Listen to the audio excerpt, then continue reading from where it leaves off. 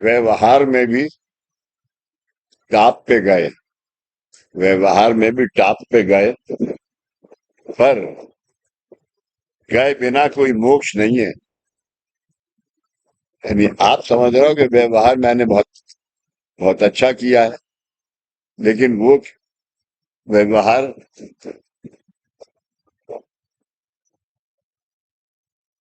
समाज में तो छोड़ दो, लेकिन स्पिरिचुअली उसका कितना कितना महत्व है जो तुमने व्यवहार किया।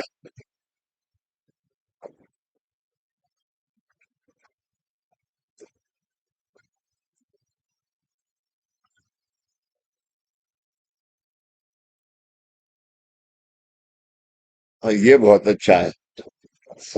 यदि हमारा लड़का यदि हमारा लड़का बड़ा होकर हमारा विरोध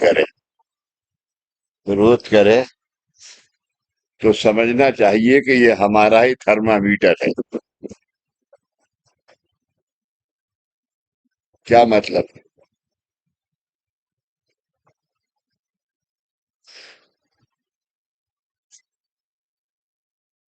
पैदा तो हमने किया ना, तो हमारे विरोध कर रहा है तो हमारा थर्मामीटर है।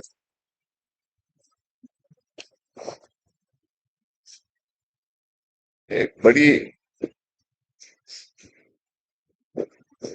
इसमें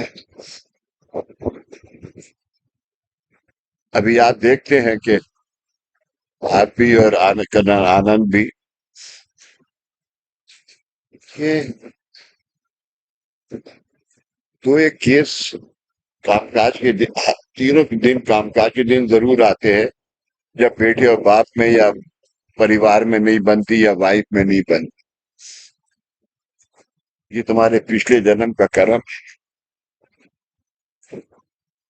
अगर आदमी इसको समझ ले, उस कर्म के लिए तुम्हें बाबा ने, तुम नहीं आए हो, उस कर्म के लिए तुम्हें बाबा ने यहाँ बुलाया। और अब जो तुम्हें सेवा दी, दामन दिया, और जो तुम्हें सेवा दी, उस सेवा से क्या होगा?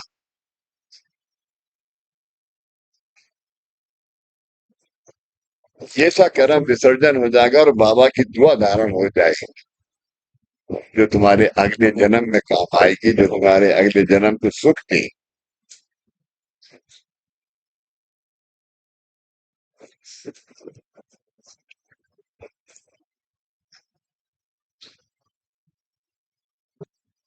किसी की भलाई के लिए आग्रह करें, रिक्वेस्ट करें, तो वह गलत नहीं कहलाता। लेकिन ये हमारे आग्रह से सामने वाला हमारे सामने आग्रह करे, सामने वाला अगर हमारे सामने आग्रह करे, तो हमें छोड़ देना चाहिए।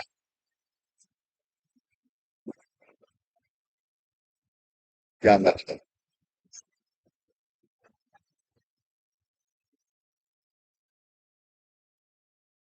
ऊपर तो आग्रह है, रिक्वेस्ट। आग्रह करे तो गलत नहीं कहलाता, रिक्वेस्ट करता।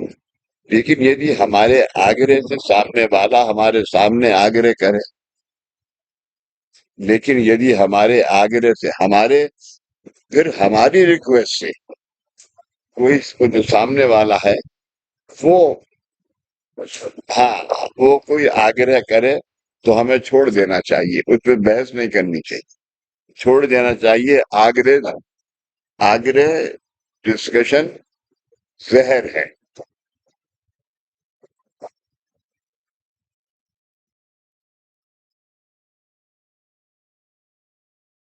घर में रात को किसे नींद नहीं आती? घर में रात को किसे नींद नहीं आती? जिन्हें ईगो इज, अहंकार अधिक होता है। ईगो इज, अहंकार अधिक होता है।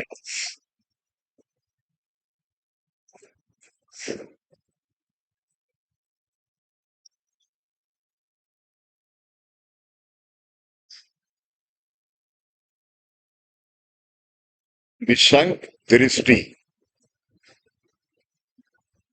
जबकि हमारे मेरे सामने आज दो आदमी आए, एक बहुत शरीफ है, एक बहुत बदमाश है। लेकिन बाबा का ये आदेश नहीं है कि उस बदमाश को बदमाश के तौर पे दे, बल्कि जो शरीफ है उसको ये समझाओ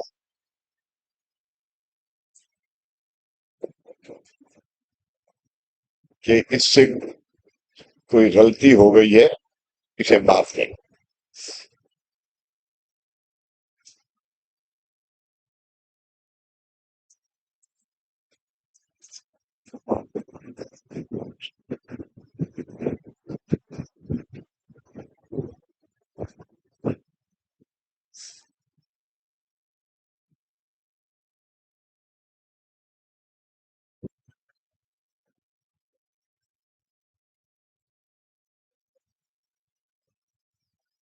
ये नहीं आता है। स्व और पर का संपूर्ण भान रहे, वह समाधि कहलाती है।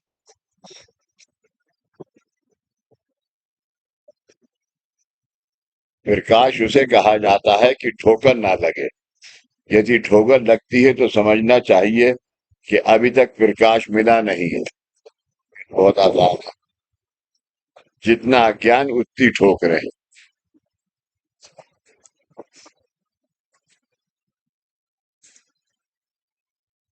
जो उपाधि दुख कम करे, वे अकल कहलाती है। समझ गए? जो उपाधि विद इन ब्रैकेट दुख कम करे, वह अकल कहलाती है। डिस्कोर्स क्या है?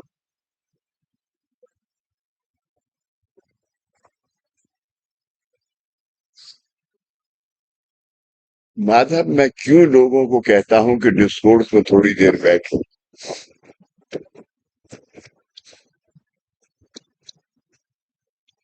ये डिस्कोर्स आज तुम्हारे लिए नहीं, ये डिस्कोर्स तुम्हारे पिछले जन्मों के कर्म के लिए है। और मरने के दिन तक तुम्हें कोई ना कोई दुख कर्म खाना ही है।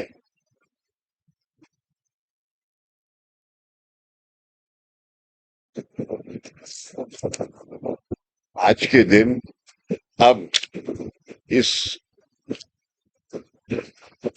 इस वक्त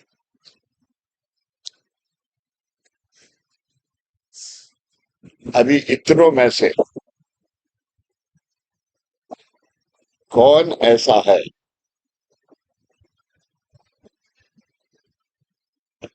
कि यहाँ आने के बाद उसे रोजाना 100% सुख मिल रहा है, इंक्लूडिंग माई सेल्फ? बताइए।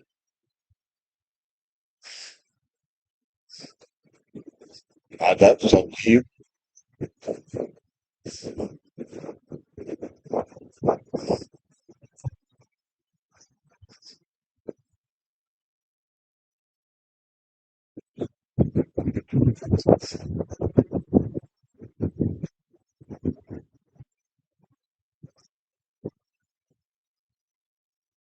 मैं जिस भाई ये रोजाना डिस्कोर्स करता हूँ, इसलिए करता हूँ।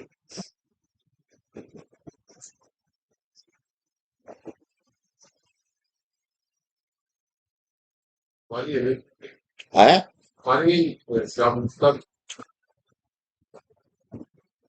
सिर्फ संजीव नायर की वजह से। जितने भी लोग हैं, और उनको बकौल दादा के संभल तक के, उनको आने वाला कल अच्छा हो।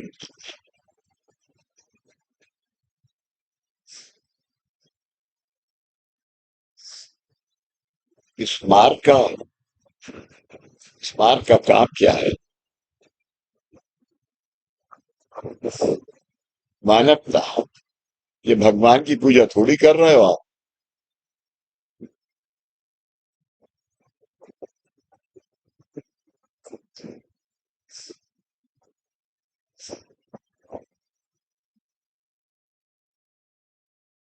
सेवक, सिद्ध एंड साध। आप जब आए थे तो आप एक सेवक के तौर पे थे। अब उसमें से कुछ सिद्ध हो गए तो वो साध्य हो गए, और साध्य हो गए तब उठ के आओ।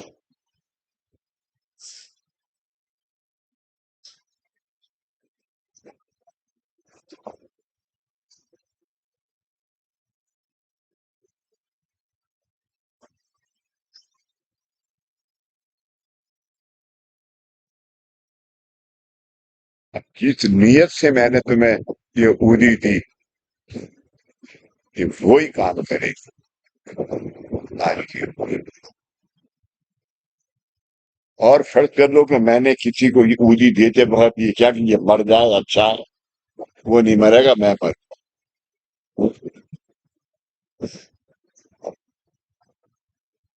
क्यों? कि मुझे बाबा दादा ने साध्य करके साधक बनाया है। साध्य करके, साधक यानी देने वाला, साध्य अवस्था को देने वाला।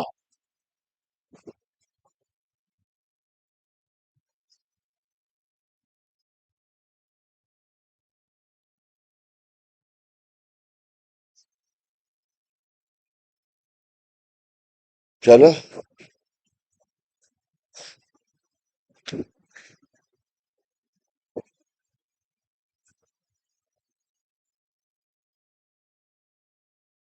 कल सायन बाग से एक औरत आई।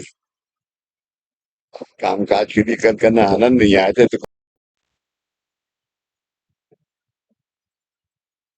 बहुत परेशान हूँ, मेरा लड़का बहुत परेशान है। तो मुझे पता नहीं थी कि जो विधि ने नाम लिखा है इस औरत का वो नाम ये है। वो मुझे उससे लगी नहीं कि ये मुसलमान।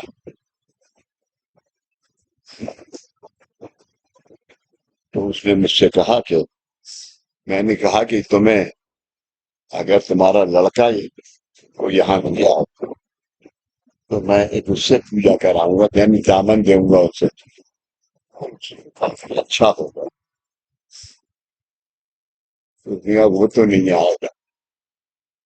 और अगर मेरे हस्बैंड को पता चल गया कि मैं यहाँ आई, मेरे मेरे शौहर को पता लग गया। जब उसने मेरे शौहर कहा तो मैंने क्या की, मैंने आप कहाँ से आए? उसने कहा कि मैं शाहीन बाग से आया। मैं क्या आप शाहीन बाग से आए तो आप बाबा को नमस्कार मत करो।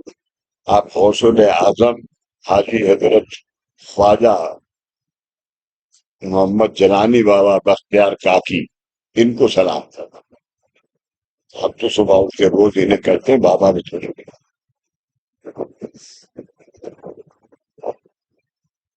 ये कौन है उसमें क्या?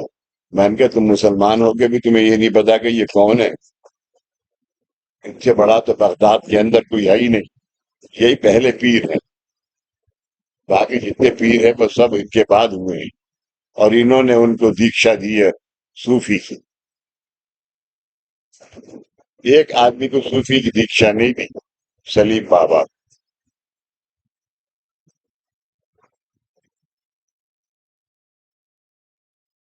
तो बहुत चौंकी। मैंने कहा और बताऊं तुम्हें, ये कौन है? मैंने कहा ये हाजी मलंग बाबा।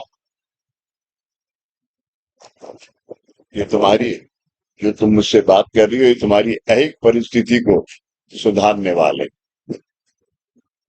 इनके पास ये दुआ दी है वक्त इन्होंने, जलानी बाबा ने। ये सब इस रास्ते में धर्म कोई चीज नहीं।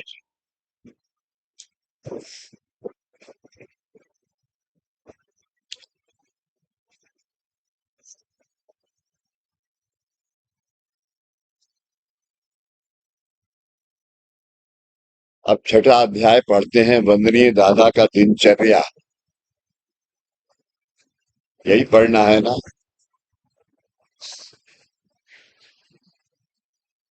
श्री सद्गुरु का जीवन और उसे जीने की पद्धति भी अनुयायियों के लिए एक संदेश होता है। अनुयायियों के लिए, followers, you are right, followers होता है। वंदनीय दादा सिद्ध योगी थे। वंदनीय दादाजी सिद्ध योगी थे। उनकी दिनचर्या एक सहज योगी जैसी थी, जो स्वयं के लिए कठोर परंतु दूसरों के लिए प्रेमल और संवेदना से पूर्ण थी। वंदनीय दादा बहुत कम समय के लिए सोते थे। वे सीने पर हाथ रखकर सोते थे।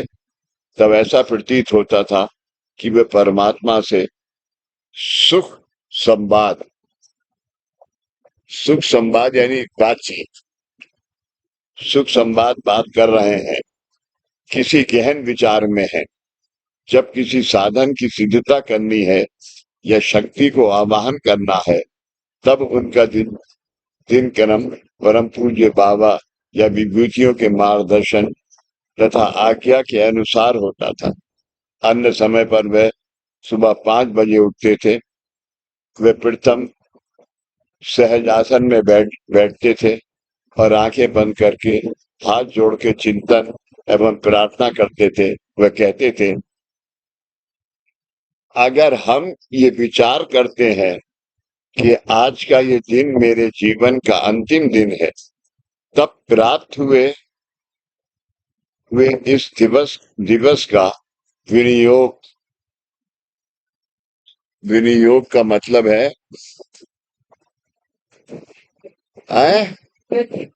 हाँ, विनियोग का मतलब, विनियोग हम श्री सद्गुरु कृपा से योग्य कर्तव्य पूर्ति के लिए कर सकते हैं, पूर्ति के लिए कर सकते हैं। करार के वस्ते लक्ष्मी, करार के, ये मराठी का शब्द है, करार के वस्ते लक्ष्मी, कर मध्य सरस्वती, कर मूले तो गोविंद प्रभाते, कर दर्शनामा। ये श्लोक का उच्चार करके वे धीरे धीरे धीरे से धरती पर अपने चरण रखते थे। वे बड़ी नजाकत से चलते थे। ऐसा लगता था कि उन्होंने अपनी देह का भार कभी धरती माँ पर डालना डाला ही नहीं, डाला ही नहीं। प्रातः विधि के बाद पैंट एवं शर्ट पहनकर वे घड़ी पहनते थे। घड़ी का डायल हमेशा कलाई की। अभी आप में से नीचे बेसमेंट में कौन गया है? ये कपड़े दादा के नीचे रखे, ये दादा ने मुझे दिए। एक दफा उनकी पैंट है, उनकी टी शर्ट है, उनका रुमाल है, टोपी है, ये सब नीचे शीशे में लगा के मैंने वहां पर उनकी। और आपको पता है, देखिए हम दिलदार को देखिए, ऐसी जगह मैंने हजूर को दी है, मुफ्त में अपना ऑफिस बनाया है। हजूर मिले हैं। ठीक है।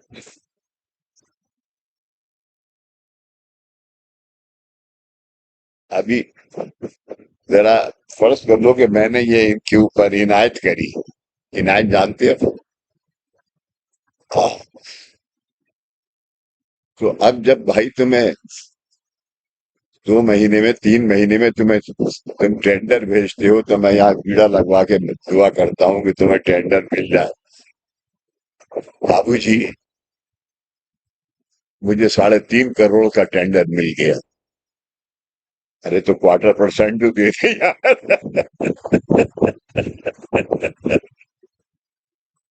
वो नहीं कह तो क्या करेंगे, क्या करेंगे। यहाँ आए, एक बीड़ा लगाया और बीड़े के अंदर 11 रुपए रखे। बाबूजी वो टेंडर मिल गया, मैंने बाबा से प्रार्थना कर ली, अच्छा होगा। चलो भाई तुम्हारी मर्जी।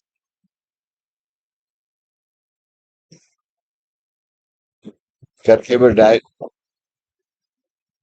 डाइनिंग टेबल पर आते थे, वहां पर उनकी चाय हाजिर होती। वे पतली बिना चीनी के चाय पीते थे। एक कप लाइट टी पीकर जुराब और जूते पहनकर वे सुबह 5:30 बजे सैर करने निकलते थे। आदत इतनी सन्नता होती है, ये सब करते थे। जब दादा यहाँ पर पंचशील पार्क में रहते थे आगे। रिटायर्ड कैप वो थे, रिटायर्ड थे, पता नहीं क्या थे। और पंजाबी थे, तो उनके यहाँ आके प्रभु, रिटायर्ड प्रभु, तो उनके यहाँ आके ठहरते थे। लेकिन उनकी पत्नी जो थी, वो पंजाबी थे और उनकी पत्नी इसकी थी साउथ, चेन्नई वगैरह। तो वो नहीं उठती थी, वो कहती थी मैं 5 बजे तुम्हारे गुरु को चाय नहीं पिला सकती। तो दादा मुझसे कहते थे कि तुम सुबह को 4:30 बजे मेरे लिए चाय लेके आओ, प्रभु से चाबी मैं ले लूंगा और दरवाजा खोल दूंगा। चाय बनाओ तब 5 बजे मुझे उठाओ। 5 बजे चाय पी के बात वो करके और पैंट शर्ट पहन के फिर चलो। मेरे पास एक मारुति 800, हाँ फिएट, मारुति फिएट होती थी। उनकी गाड़ी थी एम्बेसडर तपस्विनी, उसका नाम उनका रखा था तपस्विनी।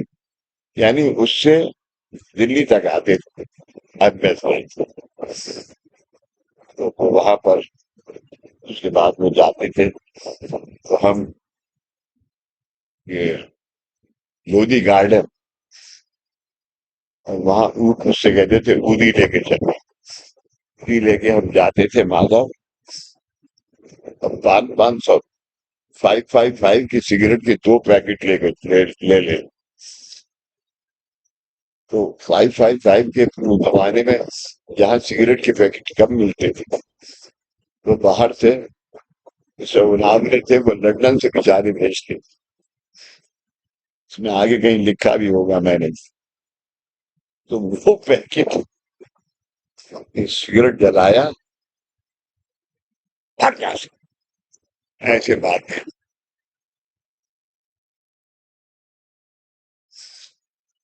ये करते रहते, दिन भर ये करते रहे।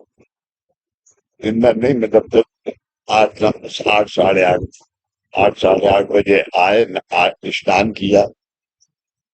जब तक उनकी बीवी उठती थी, वो कहते थे कि तुम जल्दी जाओ घर और अपनी पत्नी से मेरी लिए पोहा बनवा के लाओ, क्योंकि यहाँ पर नमस्कार सबसे, आपसे पूछ रहा हूँ सबसे।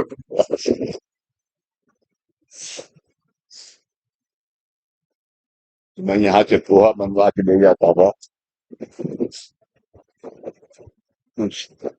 एक दफा उनकी पत्नी को पता चल गया, तो वो मुझसे कहने लगे कि आज क्या बना के लाए थे। तो मैंने क्या, तुम्हारे किचन में मैंने रख दिया है, बचाओ। क्या है? तो छुट्टी से गई, उन्होंने खोला तो उसमें इडली सांबार था। ये तो बड़ा खूबसूरत है, ये तो बहुत टेस्टी। वो ऐसे बोलते, दादा बोले अब ज्यादा मत खाना, नहीं तो ये अब तुम्हारे पीछे पड़ जाएगी। मजाक बहुत करते।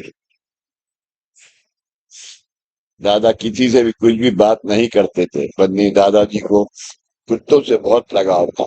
उनके पास 5 कुत्ते थे। जब वे सुबह सैर करने निकलते थे, तब वे अपने साथ कुत्तों को लेकर जाते थे। शायद इसमें होगा भी।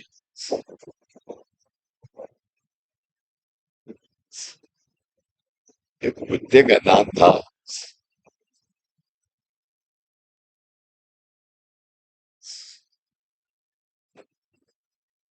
दादा लंदन से एक कुत्ता लाए पार्क में। जब दादा सुबह घूमने गए लंदन डॉक्टर ब्रूम के साथ में, तो वहां से एक कुत्ते को, उस पार्क में घूम रहा था, उससे लिया है। एक शिप से आते थे उसको, तो वो पूना लिया है। पूना आ गए। तो एक रोज इतना बड़ा हो गया तो उसके लिए लोहे का जाल बनाया। वो उसमें रखते थे, और सिवाय दादा के उसको बाहर घुमाने, बाथरूम कराने के लिए कोई नहीं लेके जाता, क्योंकि वो सबको काटता था। तो एक दफा वो खुल गया, और खुल गया तो सीधा दादा के ऊपर आके खड़ा हो गया ऐसे। तो क्या कहा फिर दादा ने, उसका नाम क्या था कुत्ते का?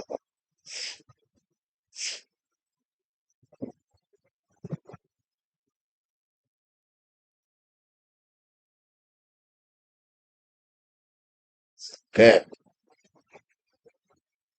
उस कुत्ते का इंग्लिश नाम था डॉन। और जब वो ऐसे दादा के ऊपर चढ़ने लगा, तो उन्होंने क्या किया, सिट डाउन डाउन डाउन, और मर गए। फिर उसको दीपक से गया, चलो मैं भी चलना। एक पार्क में ले गए, और वहां गड्ढा खोदा, नमक और पानी, नमक और ये जाने क्या क्या उसके ऊपर कपड़ा, और प्रेयर कर। नाम मुझे भूल गया, पर चलो।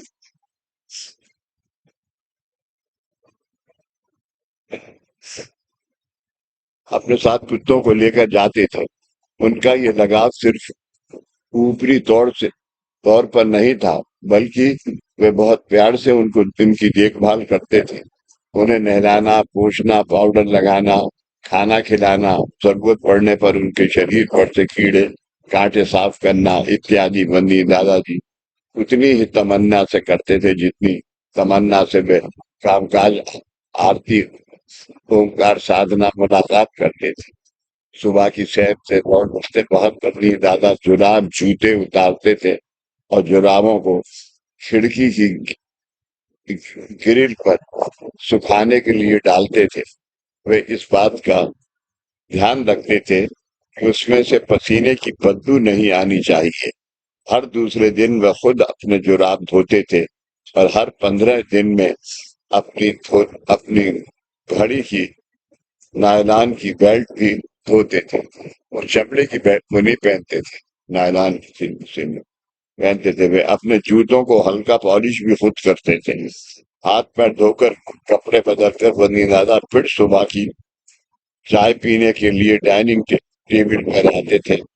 अब उस वक्त वो या तो तहमत पहनते थे या धोती। अब घर के सब सदस्य मुझे जब पूना बुलाते थे, तो उनका एक हुक्म था कि मेरे लिए 2 कश्मीरी कुर्ते, 2 पैजामे, और चांदनी चौक की 4 मौलाना लुंगी। ये बैठे में मौलाना, ये इनसे मैं मंगवाता हूँ। अब घर के सब सदस्य उनके पास पास होते थे। उसके बाद चेक्स प्रिंट का एक नैपकिन होता था। वे उसे सामने टेबल पर बिछाकर उस पर कप और प्लेट रखते थे।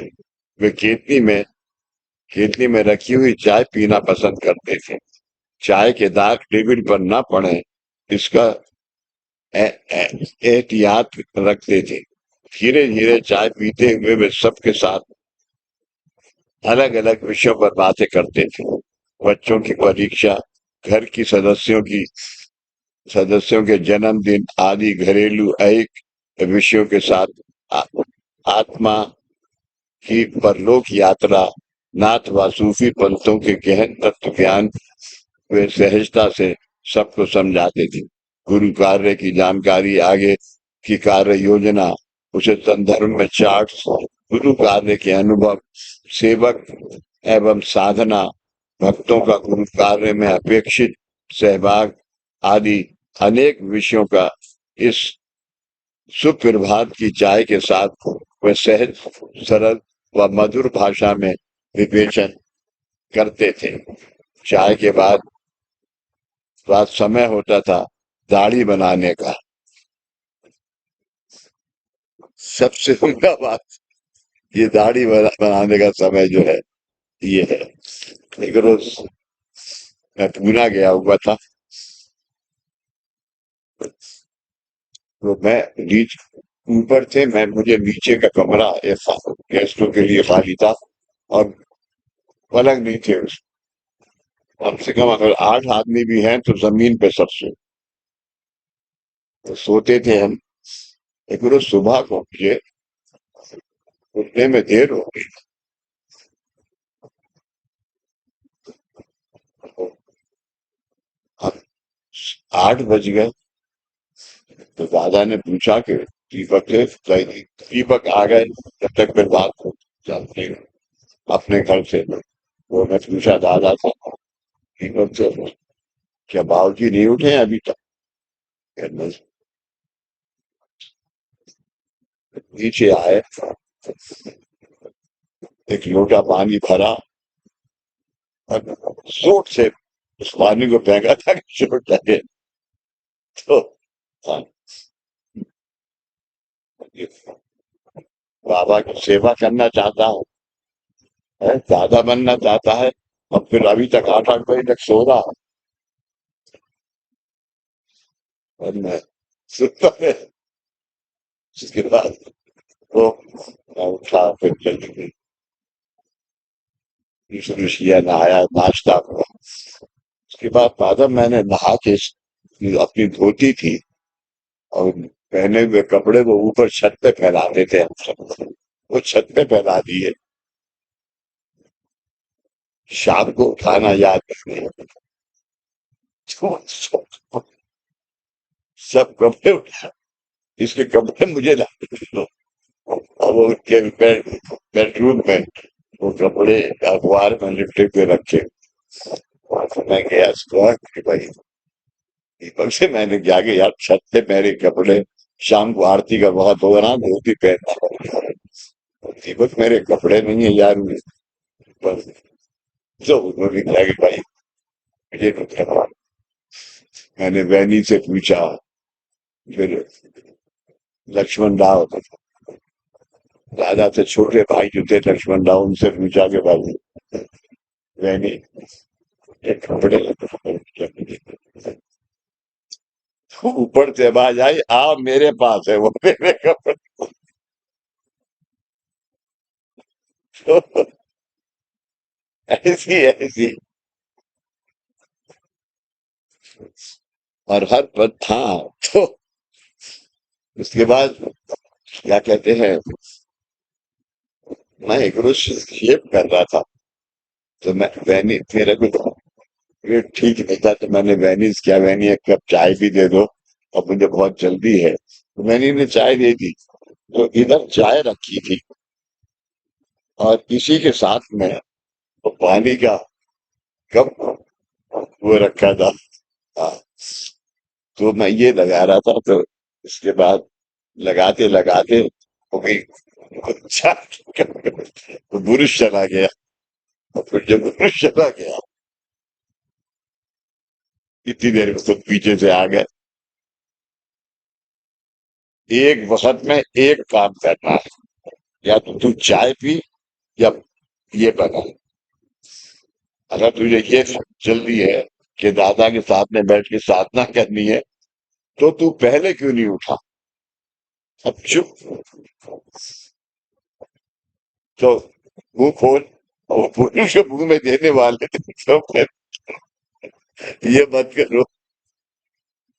तो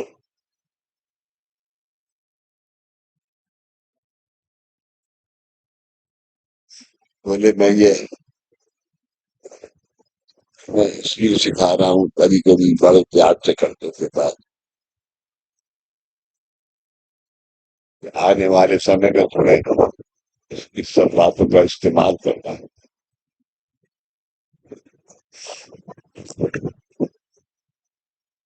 और हर 15 दिन में अपनी घड़ी के नायलॉन की बेल्ट भी धोते थे। वे अपने जूतों को हल्का पॉलिश भी खुद करते थे। हाथ पैर धोकर कपड़े बदल कर बंदी दादाजी फिर से सुबह की चाय पीने के लिए डाइनिंग टेबल पर आते थे।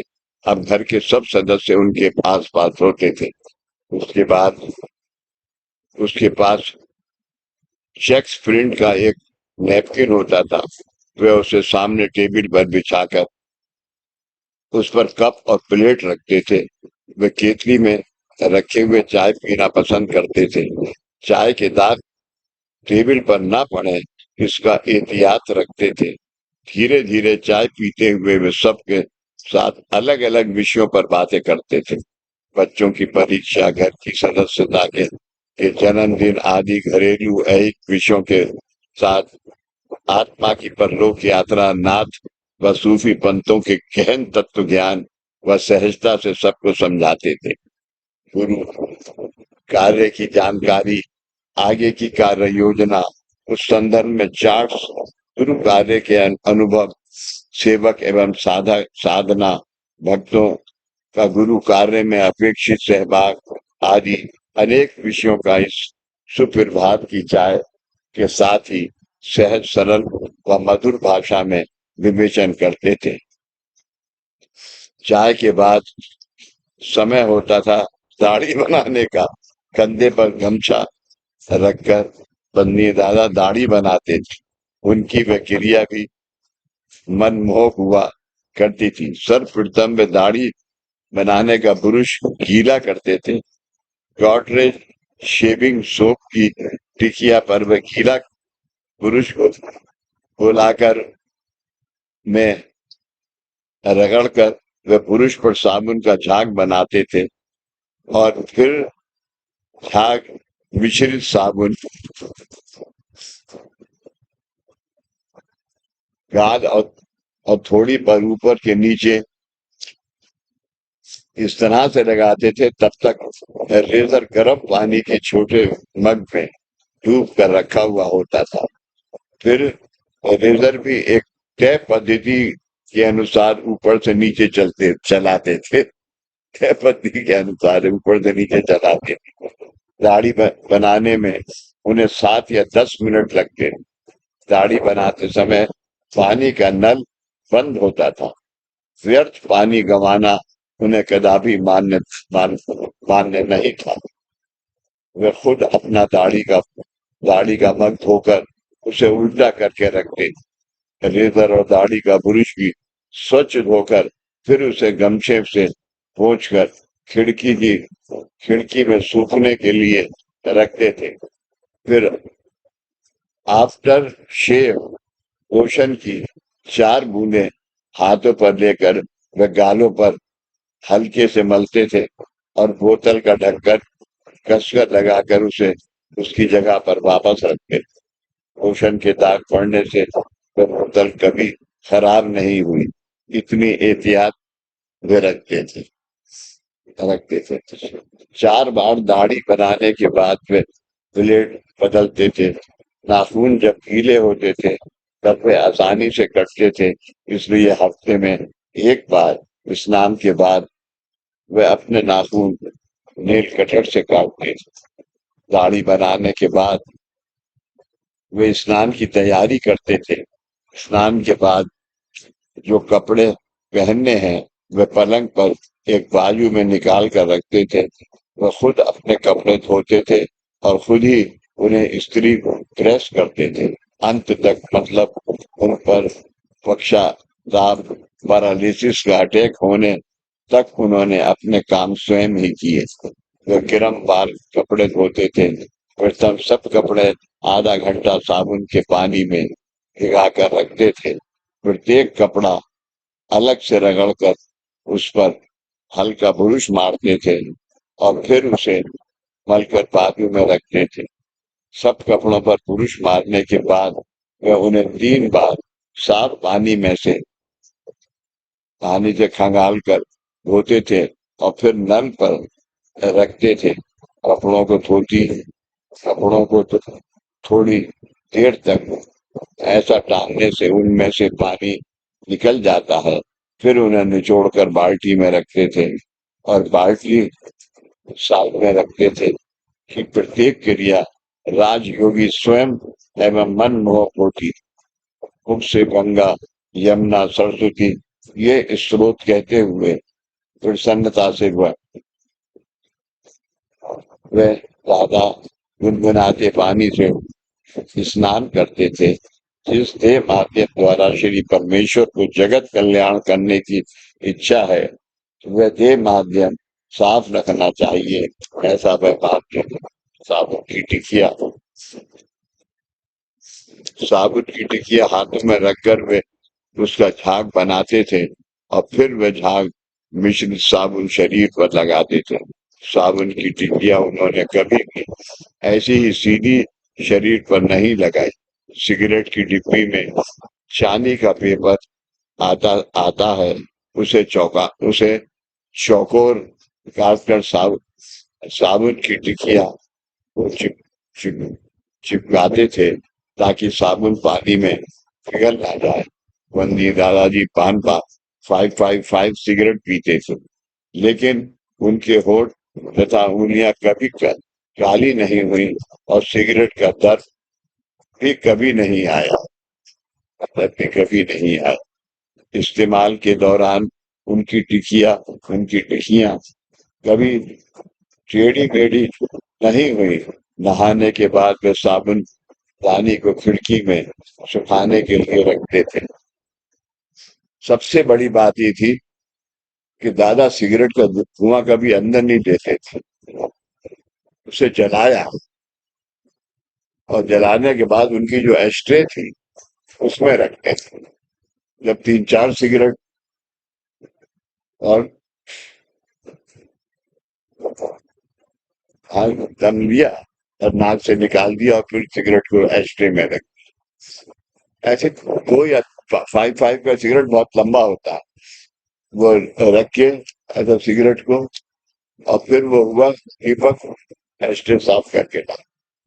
फिर आ गई। अब 4 घंटे बैठना है और हर आधे घंटे के बाद वो जब तक 3-4 सिगरेट के पैकेट खत्म हो जाते।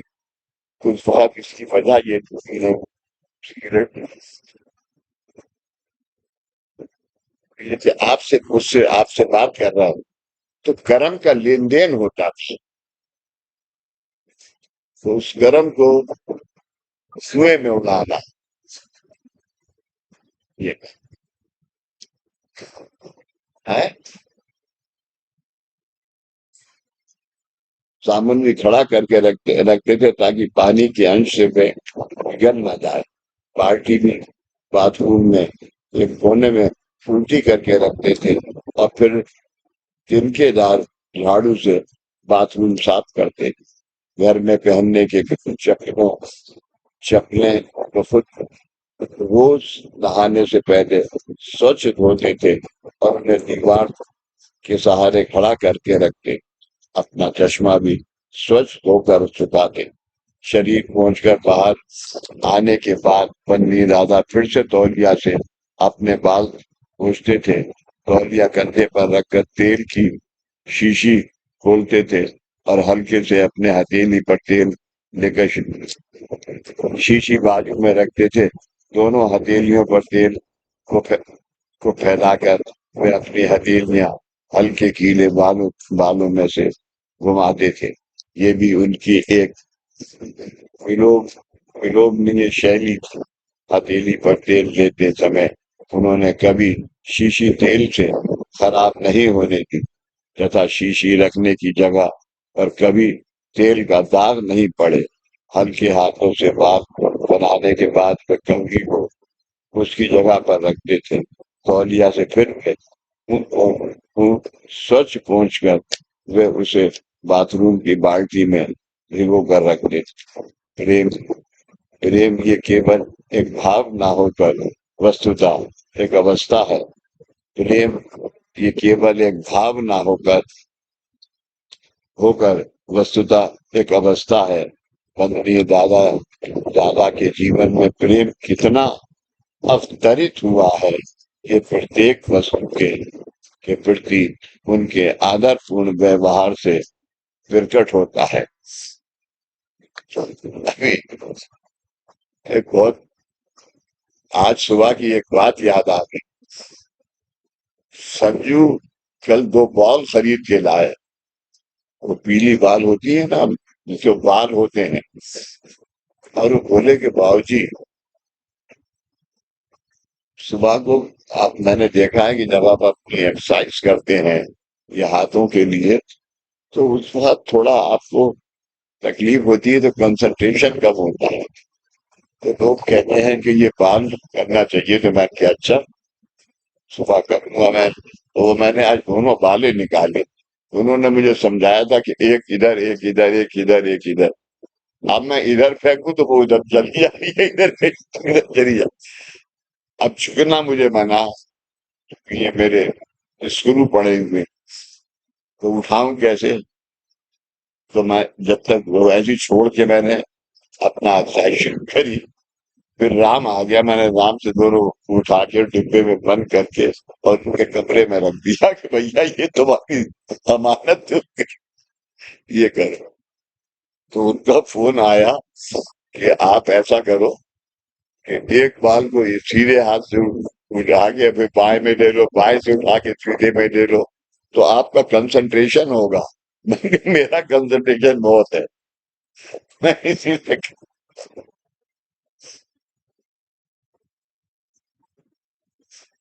वही दादा नित्य साधना करते थे।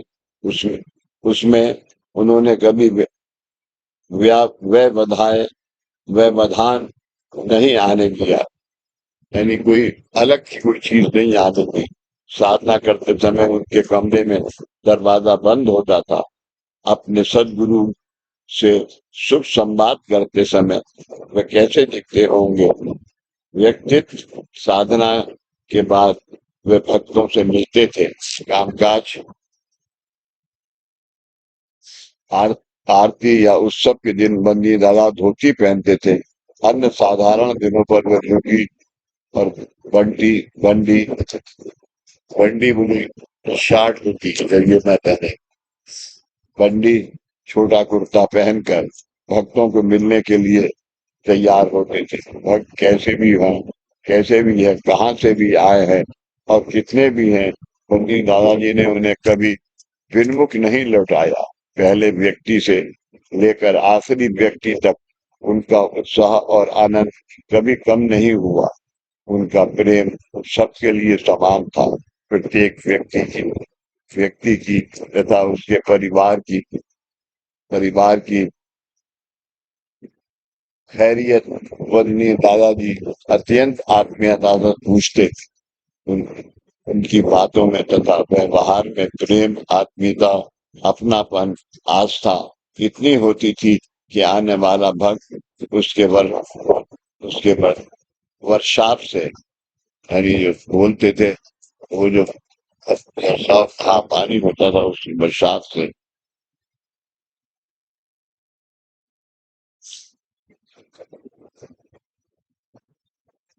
बरसात से पूर्णतः भीग जाता था तथा उसका अंता बाहर बन्नी दादाजी के प्रेम से ओत प्रोत हो जाता था। कभी कभी बन्नी दादाजी की चाय और नाश्ता भक्तों के साथ ही हुआ करता था। दूर से आने वाला भक्त बिना चाय नाश्ते के कभी नहीं लौटता। बन्नी दादाजी ने गृहस्थ गृहस्थ आश्रम के कर्तव्यों का पूर्णतः पालन किया। अतिथि तथा अभ्यागत का अतिथ्य करते समय उन्हें पूर्ण ब्रह्मानंद मिलता होगा, ऐसा भाव उनके मुखमंडल से प्रतीत होता था। भक्तों से मिलने के बाद वंदनीय दादा बाथरूम में भिगाकर रखे हुए कपड़े धोते थे। एक विशिष्ट पद्धति से वे कपड़े सुखाते थे। प्रथम में जिस रस्सी पर कपड़े सुखाने हैं उसे पोंछते थे। कपड़ों में सिलवट न रहे इसलिए वे उन्हें अच्छे से झाड़ते थे। बड़े कपड़े जैसे पैंट, पैजामा आदि उल्टा करके सुखाते थे ताकि जेब आदि अच्छे से सूख जाए। कपड़े जल्दी सूखें इसलिए कपड़ों का एक तिहाई भाग रस्सी की एक बाजू में रख होता था और दूसरा दूसरा दो तिहाई भाग रस्सी की दूसरी बाजू में होता था। बारिश के दिन में भी उनके कपड़ों में कभी नमी की बदबू नहीं आई, बल्कि हमेशा एक प्रकार की सुगंध आती थी। बंदी दादाजी को शास्त्रीय संगीत सुनना बहुत पसंद था। सब भक्त बंदी दादाजी से मिलकर समाधान से लौटने के बाद वन्य दादा अपने कमरे में आते थे और टेप रिकॉर्डर पर कोई अच्छी गायकी सुनते थे। भीमसेन जोशी दादाजी के बहुत भीमसेन जोशी दादाजी के बहुत भक्त थे। प्रत्येक वस्तु का बारीकी से ध्यान रखते थे, इसलिए निर्जीव वस्तु भी उनके स्पर्श से चैतन्यमय हो जाती। हफ्ते में एक बार टेप रिकॉर्डर का टेप साफ करना, ये भी उनका पसंदीदा कार्यक्रम होता था। रुमाल पर आफ्टर शेव लोशन की 4 बूंदें डालकर वे उस रुमाल से हल्के से टेप रिकॉर्डर साफ करते थे। खिड़की, दरवाजों की चौखट तथा कुंडियों तेल डालना में तेल डालना, बिजली की वस्तुएं चलाकर देखना, अलार्म की घड़ी को हफ्ते में एक दिन पूर्ण विश्रांति देना आदि काम में बंदी दादाजी बिना भूखे स्वरुचि से करते थे। दोपहर 1 बजे बंदी दादा भोजन करते थे। डाइनिंग टेबल पर उनकी बैठने की जगह निश्चित थी। पड़ोसी हुई थाली के सीधे हाथ से की ओर चित्राहुति देकर वे अन्न ब्रह्म को नमस्कार करते थे। थाली में जो भी पदार्थ परोसा है वे उसका रुचि से सेवन करते थे। घर में जो सबसे छोटा बालक है उसे वे प्यार से गोदी में लेकर 2 निवाले खिलाते थे। चावल को दाल के साथ बिल्कुल नरम करके वे ध्यान पूर्वक उस बाल ग्रह को खाना खिलाते थे। अन्न यज्ञ से उनका मन आनंदित होता था। दूर दूर से आने वाले भक्त को हमेशा आग्रह के साथ भोजन का नियंत्रण होता था। हंसते खेलते परस्पर विनोद करते हुए खुशी के साथ सबका भोजन संपन्न होता था। वंदनीय दादाजी भोजन बनाना भी जानते थे। करेले की सब्जी, बैंगन की सब्जी, पीटला, बैंगन की सब्जी बहुत पसंद थी। बैंगन की सब्जी और आलू भरा पराठा, ये उनकी खास पसंद थी।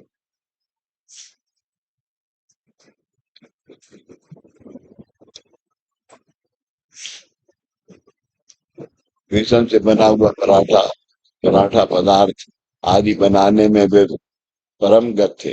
कार्य सिद्धि के लिए जब जब वे अन्य कहीं कहीं रहते थे तब ऐसे अनेक पदार्थ वे उत्सुक भक्त गुरु भक्तों को खिलाते थे, सिखाते थे।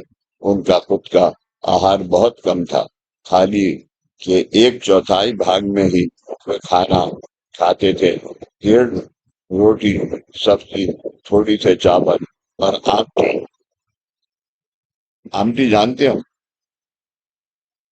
एक, एक आमटी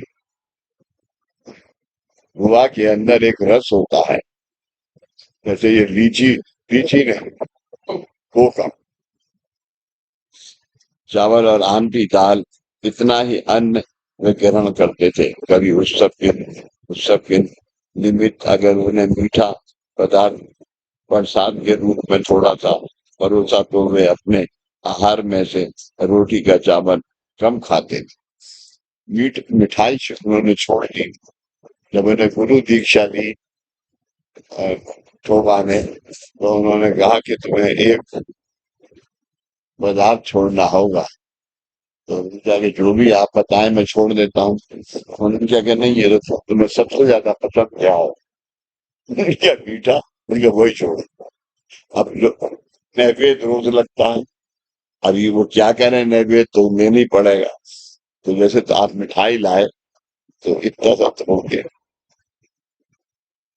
ये नैवेद्य दूध का लगता है, इसे उंगली लगाई तो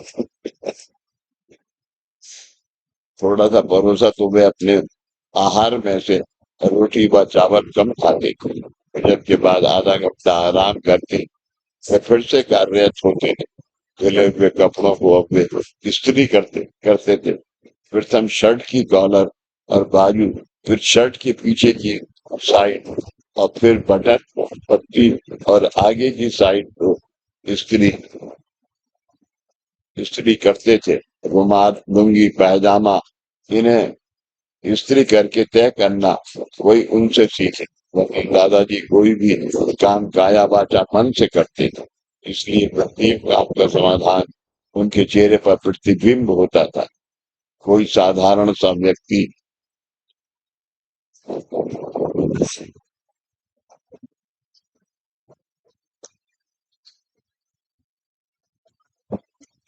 साधारणतः व्यवहारिक काम है अथवा पारमार्थिक मार्ग में उच्च प्रगति का कोई पूर्ण कार्य है, वे उनकी आत्मीयता अपने अपने पर और लगन के साथ उस कार्य को पूर्णावस्था तक लेकर जाते थे।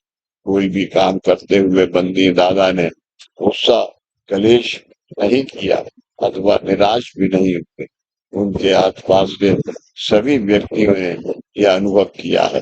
निवेदन लिखना, ग्रंथ लेखन करना, भक्तों के प्रश्नों के जवाब लिखना आदि काम भी बंदी दादा दोपहर की विश्रांति के बाद करते थे। वो लेखन दादा खुद तो लिखते नहीं थे, दीपक को डिक्टेट करते थे। उनकी कलम द्वारा कागज पर प्रगट हुई पर ब्रह्म की, इसे आपको मैं बहुत से दादा के हाथ के लिखे हुए लेटर भी दिखाऊंगा, और खासतौर से दीपक के लिखे हुए और दादा का साइन। विद्वानों को भी मंत्र मंत्र मुक्त करती। उन्होंने बागवानी का भी शौक था। खाली समय मिलते ही वे बागवानी के उपकरण लेकर बगीचे में जाते थे। पेड़ पौधों की कटाई छटाई करना, खाद डालना, पेड़ पौधों पर दवाई छिड़कना, पतवार साफ करना आदि काम भी वह ज्यादा प्रफुल्ल मन से करते। उनके पारस सामान स्पर्श से वृक्ष लताएं भी आनंद से डोलती थी। खिले हुए पेड़ पौधे लताएं देखकर उनके चेहरे पर एक अलग ही समाधान का तेज दिखाई देता था। इसी प्रकार का आनंद उन्हें भक्तों को दुख दूर होने पर भी होता भक्तों के दुख दूर होने पर भी होता। वन्य दादा की एक बैग यात्रा के लिए हमेशा तैयार रहती थी, जो गाड़ी में रखी रहती थी। उसमें से कपड़े के 3 सेट रखे हुए होते थे, क्योंकि उन्हीं कपड़ों उन्हें कभी भी कार्यार्थ अन्य स्थानों पर जाने की आज्ञा या प्रेरणा होती थी।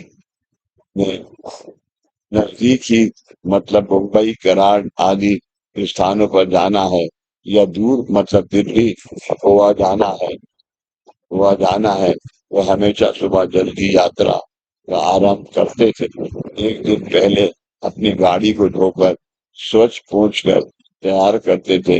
गाड़ी में आवश्यक पेट्रोल, तेल, पानी भरना, शीशे पर लगाने वाले गमछे, पर्दे और उनके लिए छोटी चिमटियां, गाड़ी के कागज, टायरों में हवा की जांच करने वाला यंत्र, गाड़ी की डैशबोर्ड में रखना, सारी तैयारी में खुद उपस्थित रहकर वंदनीय दीपक दादा द्वारा करते थे। यात्रा के दौरान खाने के लिए कोई भी पदार्थ उन्होंने अपने साथ कभी नहीं लिया। या भूख लगने पर सड़क यानी पदार्थ क्यों नहीं देते थे? अगर वो पदार्थ लेते तो सड़क की बाधा आ जाती।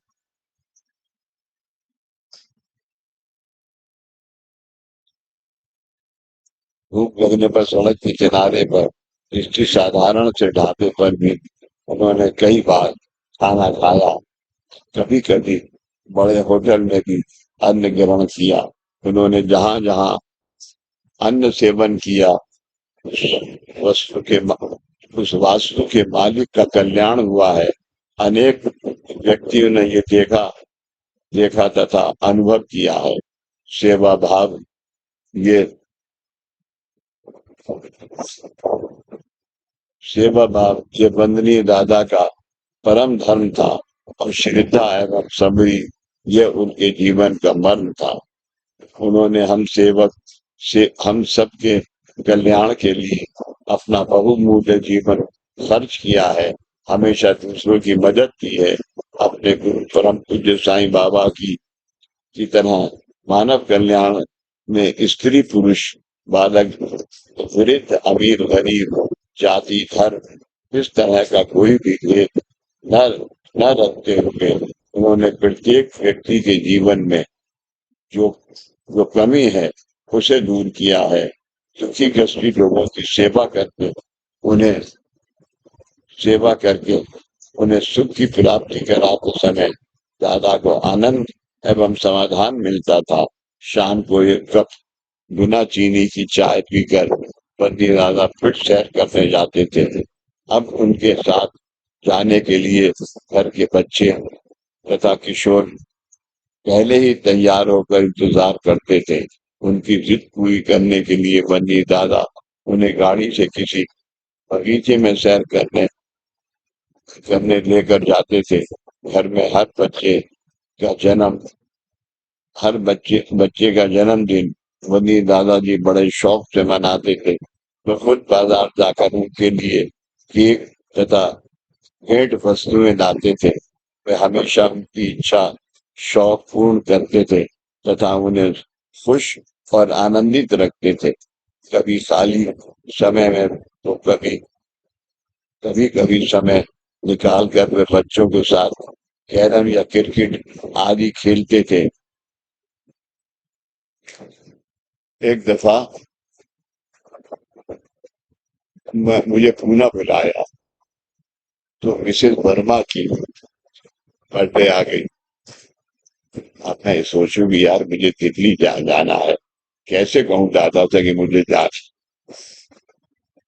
खैर मैंने कहा नहीं। हो गई उसके बाद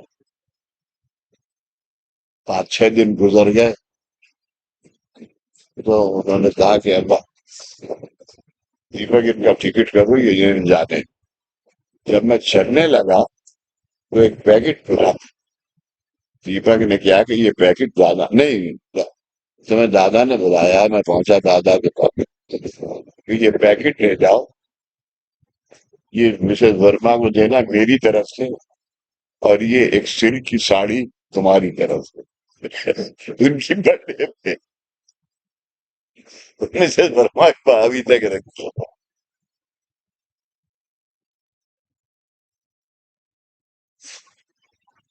और जानबूझ खाली समय में तो कभी कभी समय निकाल कर वे बच्चों के साथ कैरम या क्रिकेट आदि खेलते थे और जानबूझकर हारते भी थे। बाल ब्रह्म के मुख पर हमने अपने दादाजी को कैसे हराया, ये भावपूर्ण आनंद देखकर उन्हें परमानंद मिलता था। साधना का परमोच्च आनंद उनके चेहरे पर प्रतीत होता था।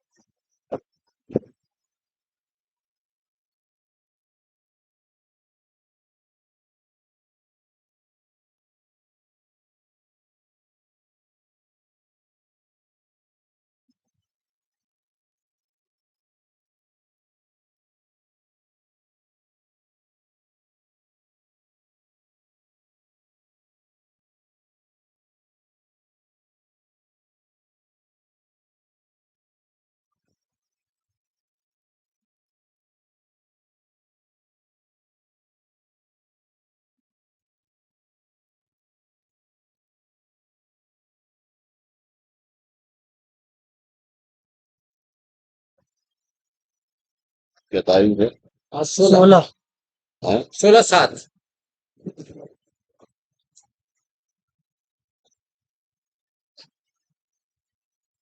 हाँ जी।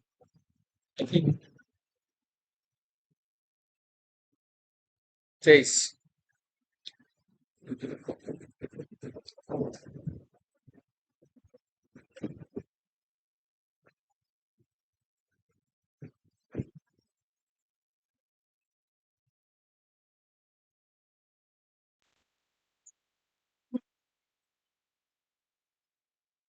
वो वो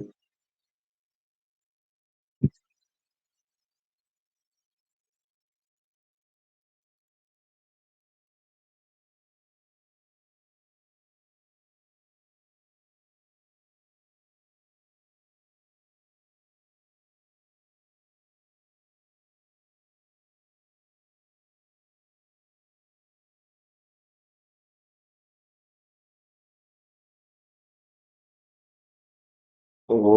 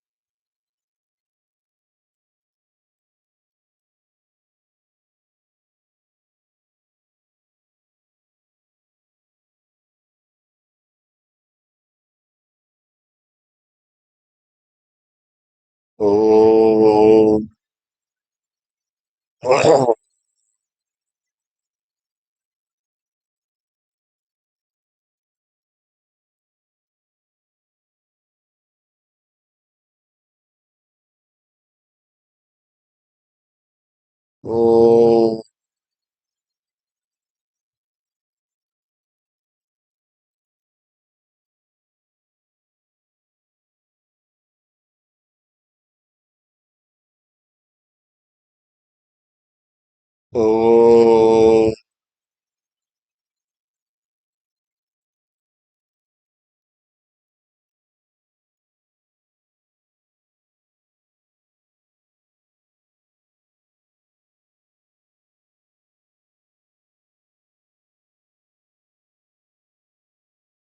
वो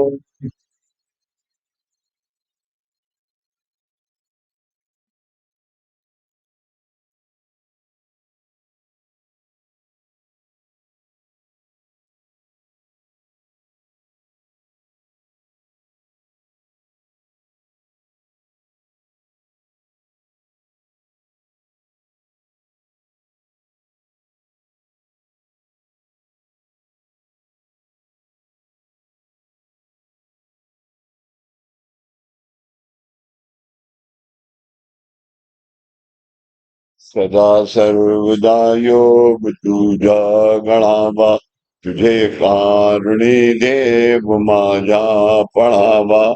उपेक्षू नको गुणवंता अनंता, रघुनायका गणेची आता. उपासनेला दृढ चाल व्हावे, देव संतासी सदा नभावे. सत्कर्म योगे वैवाल भावे, सर्वामुखी मंगल बोल भावे. ज्या ज्या ठिकाणी मन जाय माझे, त्या त्या ठिकाणी निज रूप तुझे. मीठे विदो मस्तकाच्या ठिकाणी, ते ते तुझे सद्गुरु पाय दानी. सच्चिदानंद सद्गुरु साईनाथ महाराज की जय. श्री गुरुदेव दत्त सदानंदाचार्य को सच्चिदानंद सद्गुरु श्री पंत महाराज की जय. श्री गुरुदेव दत्त श्री सद्गुरुनाथ दादा महाराज की जय. श्री गुरुदेव दत्त.